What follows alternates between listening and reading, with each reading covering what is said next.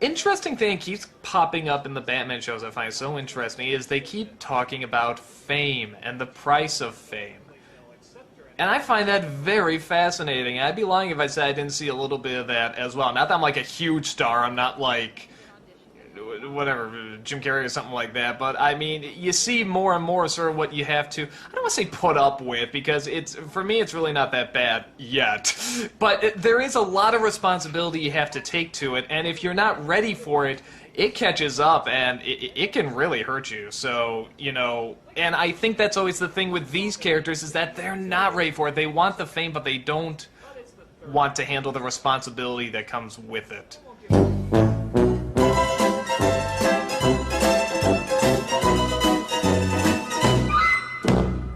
It still feels like yesterday that I was making a video about the anniversary of Doug Walker's stupid show, and got blacklisted by his fans over it. By far the most common defense that I've gotten for that, and the show as a whole, is that the Nostalgia Critic is a comedy, and that everything it does should be taken as a joke. No, Doug Walker does not get that excuse. Whether it's getting information wrong while acting misogynistic like in Sailor Moon, talking down to people who've been pointing out legitimate problems in his later videos like in Christmas with the Cranks, capitalizing on fan requests to distract people from the Change the Channel situation like the Emoji Movie, Boss Baby, and Angry Bird, or cashing in on a popular movie currently in theaters in a cheap scumbag move to gain views, while distracting people from the Change the Channel situation, like the shit show we're gonna talk about today. No, you cannot say that comedy is subjective and just use that as a crutch to defend Doug Walker from criticism. If everything that Doug Walker does as the Nostalgia Critic is just a joke, then this one is a clip of him deliberately using the N-word for the sake of a cheap gag. What's up, my niggas? If that's supposed to be a joke, then we all owe PewDiePie an apology. As far as I can tell, there's at least two ways that you can look at a modern Nostalgia Critic episode. And whichever perspective you use, it pretty much proves to be a waste of time for everyone involved. Let's take his review of Deadpool 2, for example. If you're looking at this as a comedy, then it's basically 21 minutes of cringy, juvenile, unwitty nonsense. If you're looking at this as a review of the film, then it is far, far worse. A lot of people have defended Doug by saying that the Nostalgia Critic shouldn't be taken seriously because he's an exaggerated character. They say he's a satirical take on angry, negative, nitpicky reviewers, and that he's supposed to be a pathetic man-child. And that he's supposed to have a forced, screeching, ear-raping voice, and that you're wrong for pointing out how he's a horrible piece of entertainment. But in almost every other video he puts out, he goes on and on and on about how he wants what he's saying to be taken seriously. The only exceptions are, what? The episodes where he focuses on shitty jokes, sketches, and references as opposed to actually reviewing the movie? And if you want to defend those by saying that it's comedy, well, no, just no, they're fucking awful. And his Deadpool 2 episode is just the perfect example of what I'm talking about. We start with the usual opening when we're immediately introduced to one of the episode's biggest problems. Yeah, I'm Deadpool, I'm Deadpool, I'm Deadpool, I love chimichangas, I'm Deadpool. And as you probably figured out, that means we have to put up with asshole cosplay Deadpool. That guy at every convention who thinks he's really funny because he has a Deadpool cosplay, but he's really just an annoying dick. I'm Deadpool. I know it's hard to notice at first glance, but the problem here is that Doug Walker is being a complete hypocrite here, taking advantage of a gimmick that he openly mocked in a previous episode. In the Green Lantern episode, he was basically doing this stupid commentary on Deadpool cosplayers.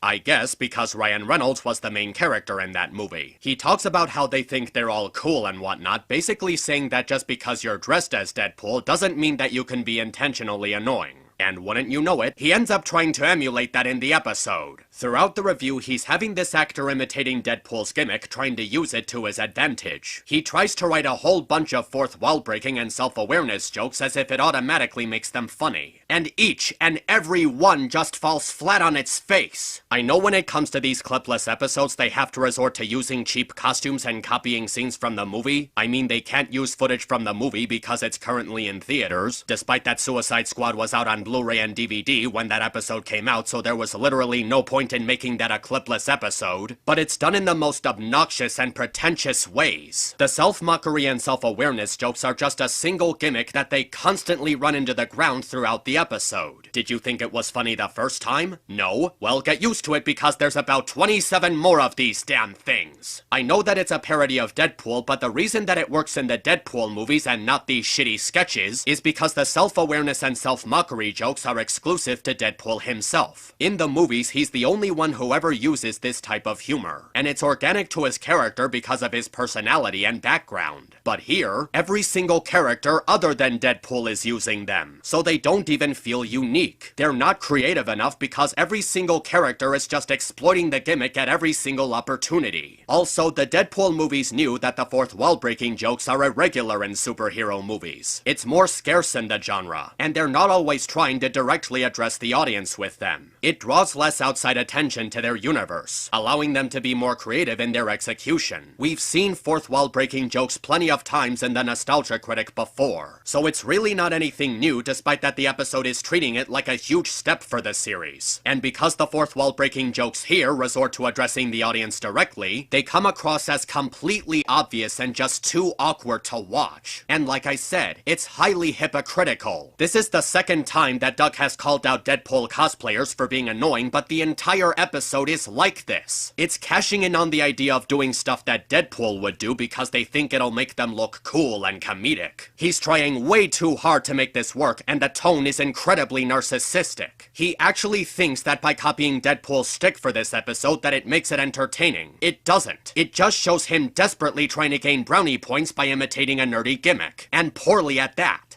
Holy shit! Deadpool! Like the actual Deadpool! That's right, as close as our budget will allow. Oh. How close? Decent costume, clever writing, good-looking guy underneath. Oh, okay. You know, Honest Trailer's got Ryan Reynolds. Oh, wow, you're right. Well, why don't you use your clout with the crossover you did with them to get Reynolds? Well, I mean, that Deadpool Honest Trailer got over 20 million views. The one you did with them got, wow, almost 3. I see your point. I mean, with a connection that close, you surely must be able to work your charm and magic. You have no idea the connections I have! So let's get this podcast with sketches started. I assume you want to talk about my impact on R-rated comic book movies, box office growth, and groundbreaking fourth wall humor in the same sentence? Well...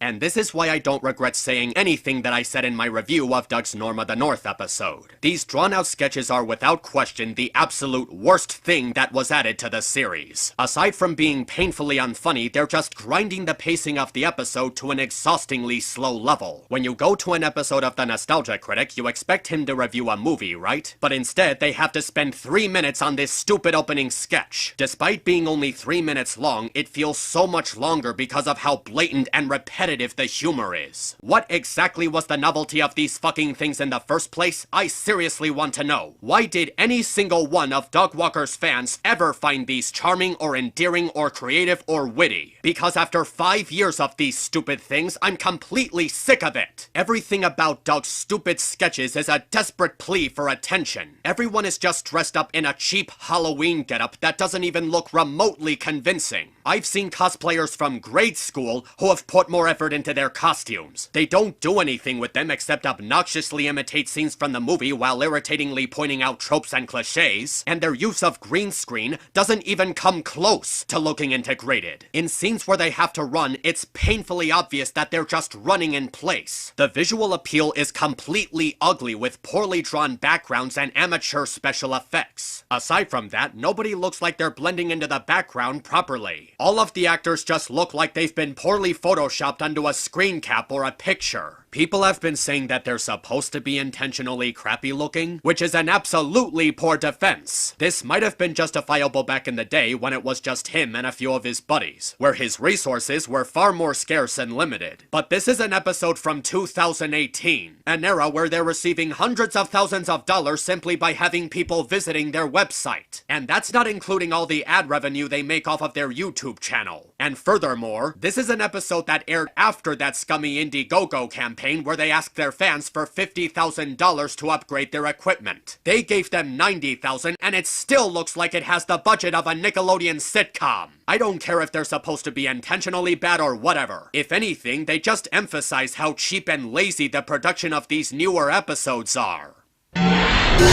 Not so fast, dumb devil. You're the Lion King. Everybody's Kimba the White Lion. Hey, where did Quantum Leap come from? Isn't he supposed to be white? Apparently I wasn't PC enough, so I got a black Morty from another dimension. I'm the woke version. You're as woke as his style of comedy. What the hell are you doing in my review? You think you're this big groundbreaker, and you're not. There's other R-rated comic book hits, other R-rated comedy hits, and literally hundreds of fourth wall breakers before you. You're the Kanye West of gimmicks pretending not to be gimmicks. Ooh, a Kanye joke. It's about time someone was brave enough to make fun of him. And here's another running problem throughout the episode. The Deadpool Rick and Morty comparison argument. They try to commentate on this topic with more crappy jokes, and it ends up just becoming another gimmick that they painfully drag into the ground throughout the episode. Aside from that, this argument doesn't even make any sense. Even as someone who's only seen a couple of episodes of Rick and Morty, it's completely ludicrous that Doug actually believes that the two are comparable. There's a bunch of differences between the personalities of Deadpool and Rick, and the two characters use very different styles of humor. Rick is a nihilistic, unfeeling sociopath who tends to be envious and full of callous. His humor comes from his counter-arguments against the other characters and how he breaks down the insignificance of the world around him. While he is an anti-hero, he's not the same kind of anti-hero as Deadpool. He's a genius with a high intellect, but he's also a jerk who takes advantage of others, preferring to be teamed up with someone less smart than himself to feel superior. What helps to make Rick sympathetic is that he does recognize his problems, and he does find satisfaction in spending time with his family. Rick's main strength as a character is how he's used as an honest exploration of nihilism and existentialism, caring mostly for himself but still finding value in spending time with Morty. As for Deadpool, his humor comes from his cynical egotism and snarky attitude, constantly mocking the medium he inhabits. He takes almost nothing seriously, embracing how hyper-aware he is of himself. His awareness of his status as a superhero allows his pop culture references to be more fitting and grounded into his atmosphere, and he doesn't exactly acknowledge himself as a hero, fighting instead for the excitement and vengeance that comes with it. He's also much more morally gray and a lot more selfless than Rick. While he can be a stuck-up jerk and express lack of empathy in his acts of killing, he does acknowledge the importance of camaraderie, and he can think to fight for someone other than himself. There's also a fundamental bit of tragedy mixed into his character. He was dying of cancer, and the only cure for it was going through a bunch of torturous experiments that disfigured his skin. Since then, he's constantly experienced the negative side of his powers. He feels the pain he endures, and the trauma is shown to have strong effects on him. Despite having godlike healing powers and the ability to survive virtually anything, that can't be a pleasant experience. He uses his fourth wall breaks and self-awareness jokes as well as breaking the rules of reality to cope with his situation. The tragedy of his character was explored much more earnestly in the sequel, particularly during the Take On Me scene. It expresses how Deadpool isn't primarily a comedic character. He can also be a very emotional character with relatable and humble struggles, and how he uses his snarky personality to stay motivated. If Doug is choosing to use the movie version for this comparison, then this version of Deadpool is nothing like Rick. It's made very clear that Doug thinks Deadpool and Rick and Morty are comparable specifically because of how they're both R-rated comedies with fourth wall breaks. And that's not just my assumption, he literally announces it. You think you're this big groundbreaker, and you're not. There's other R-rated comic book hits, other R-rated comedy hits, and literally hundreds of fourth wall breakers before you. You're the Kanye West of gimmicks pretending not to be gimmicks. Ooh, a Kanye joke. And by assuming that Deadpool and Rick and Morty are comparable simply because they both happen to be adult comedies with fourth wall breaks, Doug is demonstrating how he's completely misunderstanding both properties. Because of how faulty the subject is, it comes across as a straw man argument. It's a complete waste of time, and it doesn't even add anything to the analytical parts of the episode, how few there are. There isn't even much of a need for it. The argument of Deadpool not being original isn't a new argument. There were people discussing how Deadpool is unique amongst other fourth wall breakers years before this episode of NC came out. It wouldn't be so bad except that Doug is acting like he's the first person to be asking this question, like it's this unsolved mystery that no one else has worked on providing an answer to. They don't even make this part of the episode funny. The jokes they go for involve Rick mocking Deadpool for not being the first fourth wall breaking character and how his positive reception is undeserved for it. It all just amounts to Deadpool isn't original and really nothing else. The joke is just too one-dimensional to come across as funny, and it just keeps going and going and going until you completely lose interest to the point where you just skip to the end of the episode. There's simply no appeal to it. The acting just reeks of cringe, the voice acting is irritatingly bland, it's just Doug and some guys associated with Doug attempting to play characters from other works, which just comes across as lazy filler to make up for Doug's inability to write original and interesting characters of his own. Another long-time problem with these shitty sketches. And just when you think it can't possibly get any cringier, they resort to using those damn Rick and Morty memes that have just gotten old at this point. They don't do anything satirical or creative with it, they just say the meme. To be fair, you have to have a high IQ to understand Rick and And to think that he went on to mock John Cena a few weeks later. You see what I mean when I say that he's a hypocrite? This entire opening and many moments throughout the episode are just lame compilations of Deadpool versus Rick and Morty jokes, and talks about how Deadpool isn't original or unique. It completely overstays its welcome in this opening sketch alone, which makes all the times preceding it more and more painful to endure. It relies far too much on this one gimmick and it simply gets tiring. Actually, why are you doing a review on him, critic? I admit, that's a good question. People have clearly moved on to complaining about Solo. Oh, of course people have moved on to complain about Solo, because you know, it was such a box office hit. It opens with Deadpool as an assassin for hire who... Whoa, really blowing the budget on this one, aren't you? What? It's a decent-looking city. Yeah, I'm clearly on top of a building. All one of 3 dimensions are clearly being explored here. Look, buddy, I wonder how far this ball can go. What do you think? 4, 5 rooftops I can bounce it off of? Oh no! An invisible force field impenetrable to Bad King. you have 2 years to make your movies. We have 2 weeks. Yeah, if I could quote Spoonie from his Tekken movie review, just because you acknowledge your effects are cheap and amateur doesn't change the fact that your effects are cheap and amateur. Alright, allow me to clarify. Self-deprecation humor can work, but it has to be done properly. The self-mockery has to have an attractive appeal to it in order to succeed, and there needs to be the notion that you're not willing to take yourself too seriously. It also has to be done scarcely, because doing it too much shows weakness in your esteem. Other things that are required are a wide range of expression, and how much you're willing to distance yourself from the joke. You have to think about how you're going to exaggerate the negative comments used on you. Do it in a way that allows the audience to better relate to you. To put it simply, there's nothing attractive about Doug's self-deprecation jokes. All he does is say we know our effects are cheap, or I know my character is a pathetic man-child, and doesn't twist it into something clever. It's not nearly expressive enough in order to be effective given how one-note the mockery is. But what really prevents it from working is that he just takes himself far too seriously. As in, he treats his garbage like it's a genuine work of art. He really believes that he just makes such breathtakingly groundbreaking and revolutionary content, despite that he's done next to nothing to improve his craft. He quit Nostalgia Critic to move on to demo reel because of his ridiculous confidence in his abilities as a filmmaker, and that ended up blowing up in his face. And in this particular episode, the self-deprecation humor is way overused. They just amount to we have no budget or this is poorly done, and you're listening to them saying that for a good chunk of the episode. It lowers the value of the comedy they're going for, and it's perceived as annoying and embarrassing. Self-deprecation humor also works depending on how high your reputation is and how much power that you have because of it. It's done to bring down your status to the level of your target audience to better relate to them. And considering everything that's happened since last April, Doug's reputation isn't exactly in its best condition. Instead of reducing his status to the level of the average human being, he's just placing himself below the average human being, making his self-mockery less relatable and amusing to watch. Yeah, everything's going so good and we're so happy and we can think of baby names. I'm gonna die. What? I am totally gonna die. No girlfriend is this happy in the beginning of a movie without dying. First of all, leave the fourth wall breaking to me, because only I seem to be able to do that. Okay. You see what I mean when I say that the fourth wall breaking is shit when more than one character is doing it? It works because it's exclusive to Deadpool himself given the setup and background to his character. And when you have it being done by someone else, it makes the fourth wall breaking feel bland and foamed in. I already talked about this, so let's just move on. You killed my only love. Now I'm gonna destroy you in the most horrific way possible. And what are you going to do, Comrade Pizza Face? To be fair, I probably could have put more thought into that.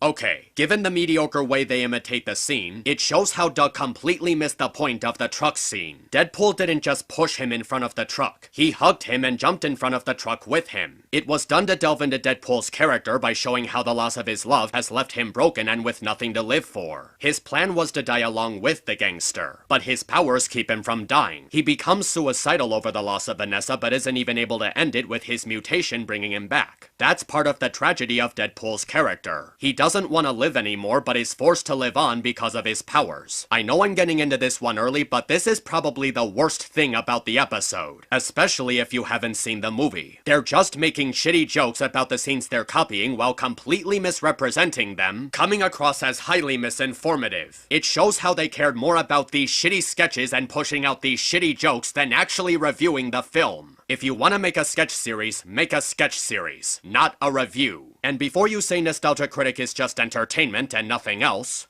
Probably goes without saying that this film is just as bad as the first, but this is an analytical review series, so just saying "bite me, you clog of ginger pubic hair" probably isn't going to be enough. And there you have it. The Nostalgia Critic is meant to be seen as an analytical series. Doug is the creator after all, so by his word, it's officially canon. So if he can take his own crap seriously, so can I. The credits roll as they emphasize what a big deal it is that they killed off Deadpool's one and only true love from the last film. Rick, am I a dumbass, or has that been done a lot? Yes. To which question? Yes. What are you talking about? We killed off the romantic lead. That's a big-ass deal. Maybe 30 years ago, but especially for a comic book character, that's not particularly uncommon. You should replace those hand-job credits you're giving yourself with all the other movie sequels that did the exact same thing. And once again, they're misrepresenting the scene they're copying. It's not just that they acknowledge that they killed the love interest, they do it in a way to show how killing Vanessa was part of the joke. They know that killing the love interest is overdone, so they make an over-the-top big deal on it to make it humorous. This literally amounts to nothing more than just rehashing the not original argument again, and more shitty Deadpool versus Rick and Morty jokes. You know, you seem to think these movies are only made for angry, awkward, overweight 14-year-old boys, and I give it more credit than that. Yeah, give art a chance, Rick. Critic, tell us what happens next. So Deadpool befriends an angry, awkward, overweight 14-year-old boy, and...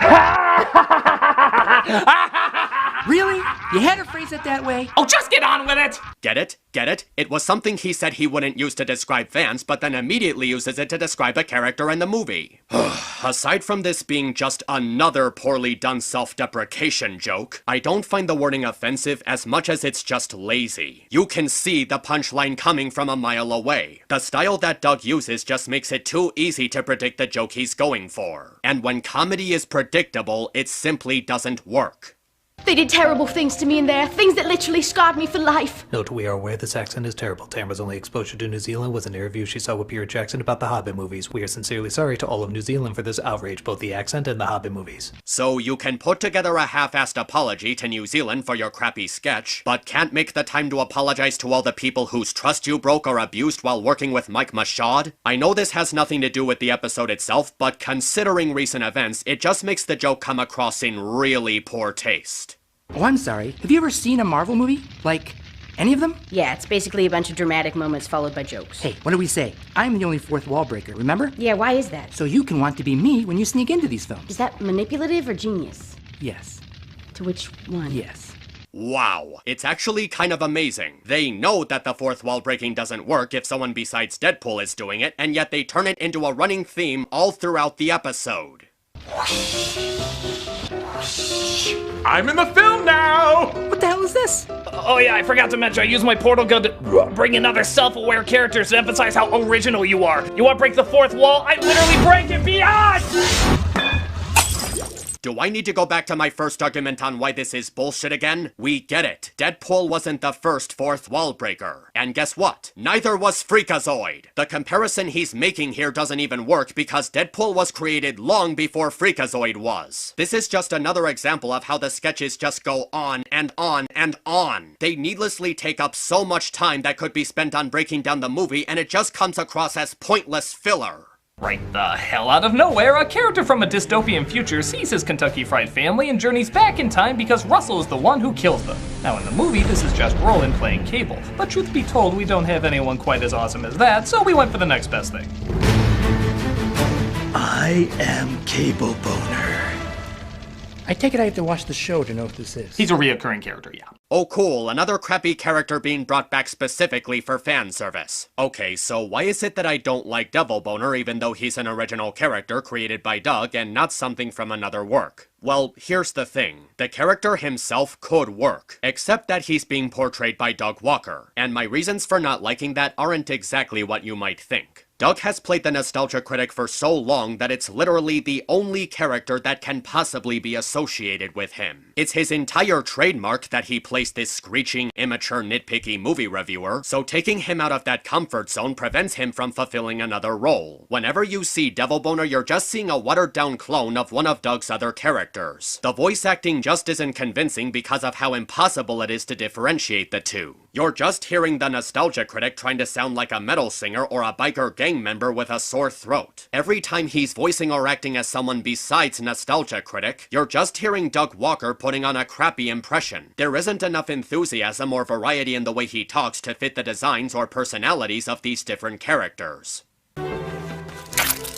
Oh, God. Sweet Jesus. I don't know, Rick. Haven't you gone far enough with the fourth wall breakers? Not until he sees what a gimmicky hack he is. You're the hack, you little pop culture spewing pimp. Oh, for fuck's sake, now he's just forcing it onto us. He didn't even do anything to interfere with the scene. He just makes a comment after Kermit gets ripped off. Constantly bringing up the topic of Deadpool versus Rick and Morty doesn't make it interesting commentary, it just makes it look pretentious. Domino also survived using her luck, and they head off to save Russell in an exciting car chase. Wait a minute, a car chase? Yeah. With this review's budget, you're gonna do a car chase? Well, attempt to. Screw it. If we're gonna do a car chase with no money, we're gonna do it my way. A car chase with no money? Wow, considering that no one is willing to be your sponsor anymore, that's kind of sad in hindsight.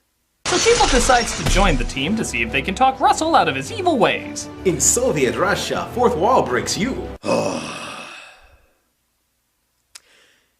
You ever stop to think at this point that Doug Walker's entire career as the nostalgia critic is just one big midlife crisis? Because it's the only way that I can legitimately feel sorry for him at this point.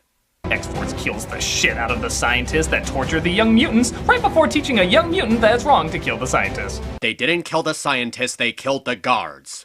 Russell, I know you think revenge will make you feel better, especially because I've gotten revenge on like 1 million people, and by God, it felt great. What is the moral of this movie again? No idea. The moral was admittedly done with some sarcasm given its comedic edge, but the message about moving on from tragedy and finding purpose was still there. And it was clearly shown to you during the Take On Me scene. It was the scene that showed where the movie's true strength lied. It expanded upon the part of Deadpool's character that people unfamiliar with the comics wouldn't know about. How he's a sad clown struggling to do the right things. Even knowing he obviously wasn't going to die, the way it was executed was very effective. Like a calm and comforting moment giving the audience a break from all the chaos. But killing him won't fix anything. It'll just turn you into a supervillain. A supervillain with the name Russell. And that's just uncomfortably weird. He did have a name besides Russell, you know. He called himself Fire Fist. And let's go start X-Force. You in, Cable? Well, I did dedicate my life to saving my family. But they seem to be okay now. That's true, and I suppose nothing bad can happen to him in an apocalyptic future. Sure, why not? Cable chose to stay behind because he wanted to look for a way to prevent the apocalyptic future from happening in the first place. He doesn't just leave them to struggle in a dystopian setting because he's going to try and stop it. So it turns out this was family fiction. But Deadpool ends the film by stealing Cable's time-traveling device and saving Vanessa in the past. You saved me, stopping everything from happening, including X-Force. Did I, though? Did I? I don't know. Did you? No, he did not stop everything from happening. The only thing that was retconned was Vanessa's death. As we see in the mid-credit scene, the events of the X-Force being summoned to pursue Fire Fist still happened. And they still end up dying except for Peter, who Deadpool saves. Which would mean that everything else that happened still ended up happening. They still experience all that stuff, and even if Deadpool already knows what's gonna happen, he still has the memories of everything he went through, so the character development is still intact. That's like 4, possibly 5 times in a row they misrepresented scenes from the movie for the sake of a stupid joke. I don't know whether if Doug is just being ignorant, or if he didn't pay attention to the movie, or if he simply has the memory of a goldfish, but for him to call this a review of Deadpool 2 when he's misrepresenting events from the film this much, it kind of makes all of those upvotes a little bit more painful to look at. You know I've had it up to here, Dr. Fine. Doesn't matter how big you are, you're still Family Guy in a Spider-Man costume. Comparing Deadpool to Family Guy is an insult, good sir. You know what? The episode is almost over. Let's just get to the end of it. So we have our obligatory summary at the end, which I guess is supposed to be the part where Doug justifies this being a review, despite that this was just a bunch of shitty Deadpool versus Rick and Morty jokes. And even with this crappy summary at the end, it still doesn't feel like a review because so much was left out. Doug doesn't delve nearly enough into the story and the characters, and even what we ended up getting isn't even something that can be considered a review. The whole thing is just a beat by beat of the scenes, and even then they were more about Rick and Morty comparisons than actually looking at the film or Deadpool as a character. They skipped over so many important scenes because they probably couldn't think of a joke to represent them. Not that the jokes that they ended up giving were funny either, but that's beside the point. Doug didn't touch upon how Deadpool was suicidal over the loss of Vanessa, or how he learned how to cope with the loss and found a new family in the X-Force, or his denial of caring about Russell adding conflict to the situation. He didn't even touch upon how Deadpool isn't just about the jokes, not delving into the tragic side of the character as the movie did. Even that brief touching upon the movie's tone shift felt half-assed. This ending summary just feels too rushed, and the insight that he gives is too surface level. And it finally ends with more obvious self-deprecation jokes, along with a few lines of dialogue that I simply found to be rich with irony. You know, you guys are funny in media, but you're assholes in real life! Just because a funny jerk on TV can get away with it doesn't mean you can get away. And to think that I was willing to give you a chance to clean up your act, you sad little coward. Hi. You might have noticed at the end of Deadpool 2 there was no after-credit sequence, wasting the time of millions of pissed-off fans. Hey, guys, the episode is over. You can just skip over to the charity shout-out. So, this one's for you.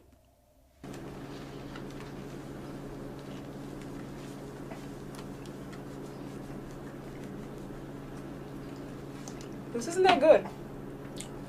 Yeah, shawarma kind of sucks. Yeah.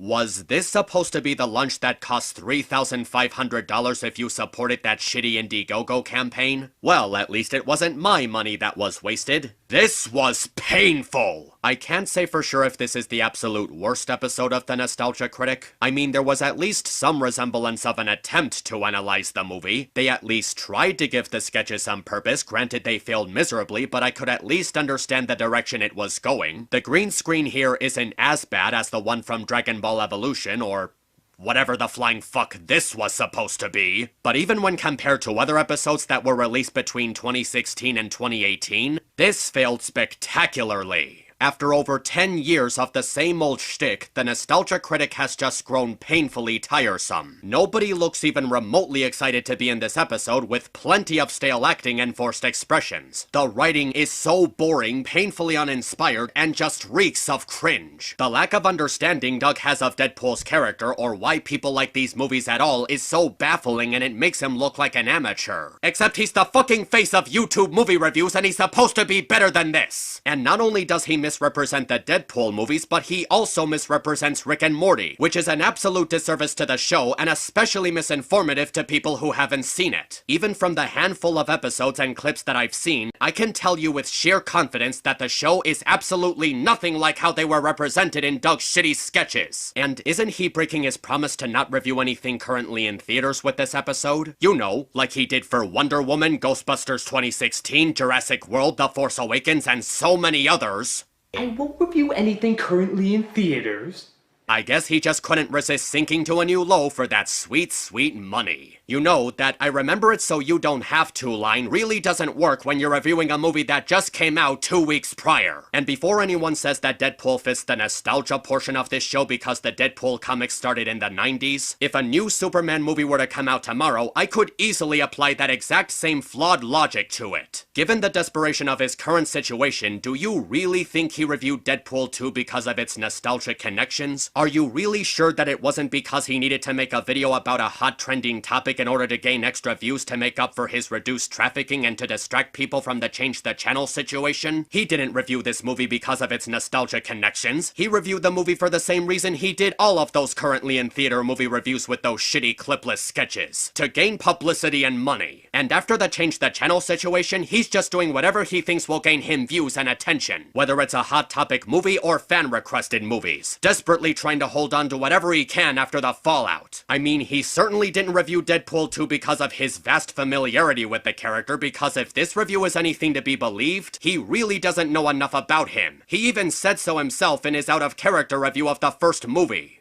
What I know about Deadpool, which actually isn't much, every time I go to a con, there's like a million Deadpool, so I know he's a really popular character. I know he's aware he's a fictional character, so there's a lot of fourth wall jokes.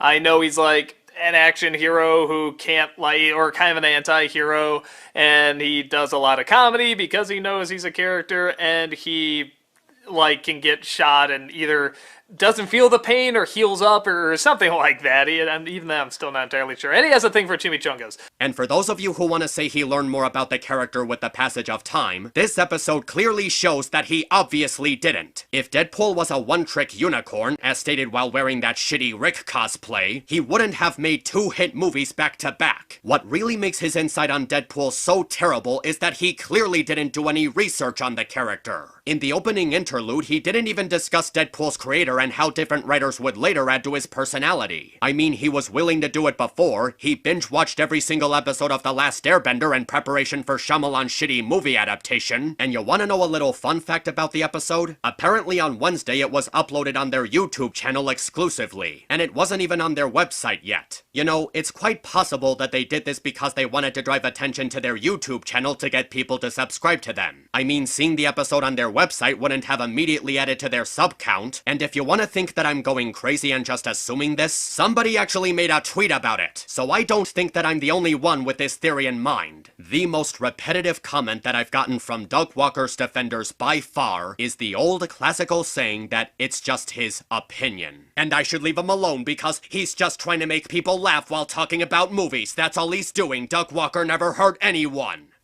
The fact that Channel Awesome doesn't care about those victims. Because if you read, so I'm going back to this, why they saw it was a money pot.